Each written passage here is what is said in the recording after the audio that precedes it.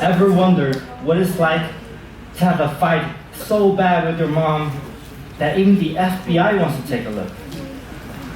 I can tell you, it's not pretty. But it's where I learned that sometimes love needs a band-aid and a lot of forgiveness.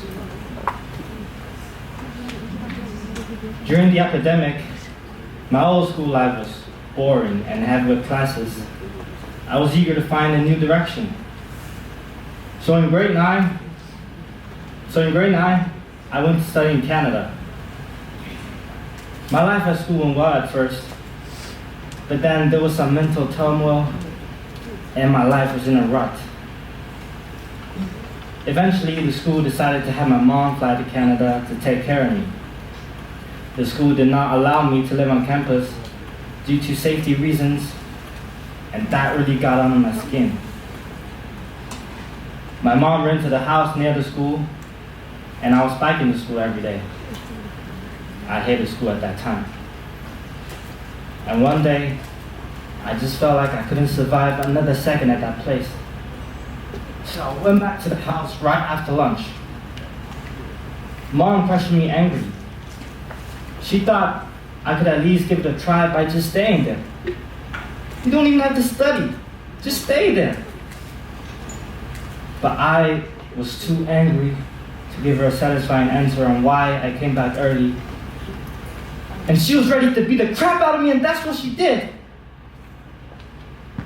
I did the worst thing possible by returning a punch, and she couldn't believe it. She got upstairs, I left. I was walking in the opposite direction of the school. I was so angry at her. At that moment, my mind was blank. I just had an uncontrollable urge to let my emotions out. And I thought I could survive on my own. Outside, it was a very lovely Ontario countryside with grass, a clear blue sky, and horses. But I was in a whole different world. I just couldn't feel anything but desperation. And because the fight left some marks on my face, people passing by would pull over and ask if I needed any help. I said no to all of them. But there was this one lady who kept pulling over, and finally she stopped, got off the car, and asked a bunch of questions. And she saw the school uniform I was wearing, and she said she would call the school. So I turned back, headed home. After I got home, Mom was crying. I wasn't sure how she felt when she got hit by her own son and found out he left home without a message, leaving both of them alone in this country she barely knew about. I then found out she called my dad back in China while he was sleeping. And from his tone, it sounded like he already knew what had happened and was anxious. He asked me where I was and told me to hurry back. I felt a twinge of warmth inside me, but it was hard to tell.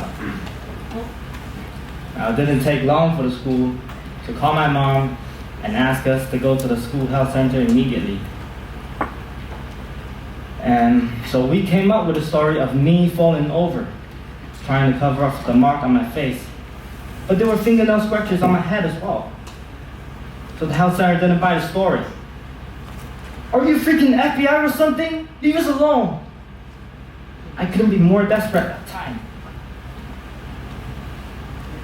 And then the head of the center took me to a room and talked me out of it. Once I was down and didn't want to go to school, she checked my pulse and said, "Are you an athlete? Your heart rate is low." I knew she was being nice, but the feeling of being recognized was certainly precious for me at that time. Anyway, at last she got the answer, and we were free to go.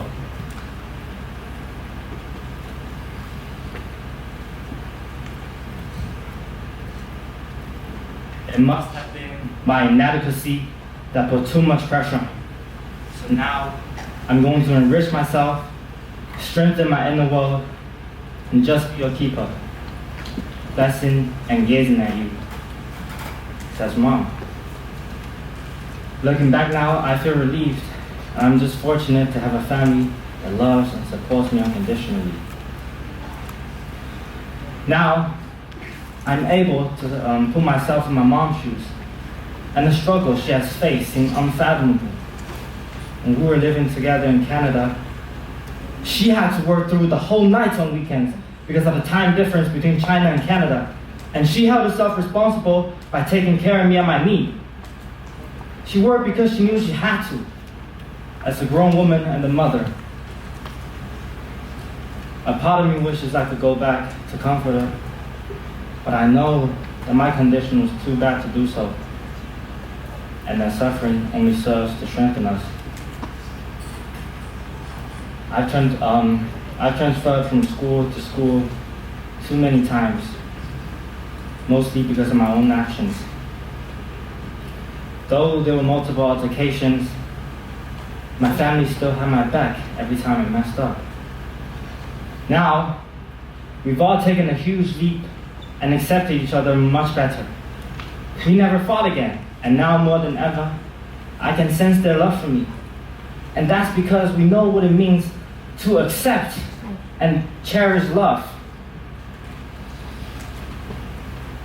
Lastly, to my fellow travelers on this journey called life, especially those of you who are facing tough times, remember this: you are never alone. The people you love, even if you're at odds with them, are your anchors in the storm. Take the time to connect with them, to understand each other, and to forgive. And don't forget to take care of yourself. Find your own space. Take a breather, go for a stroll, but maybe not as far as I did. So, let's move on with the knowledge that struggles can make us stronger, and that love, with its band-aid and lots of forgiveness, is the most resilient force in the universe. Thank you.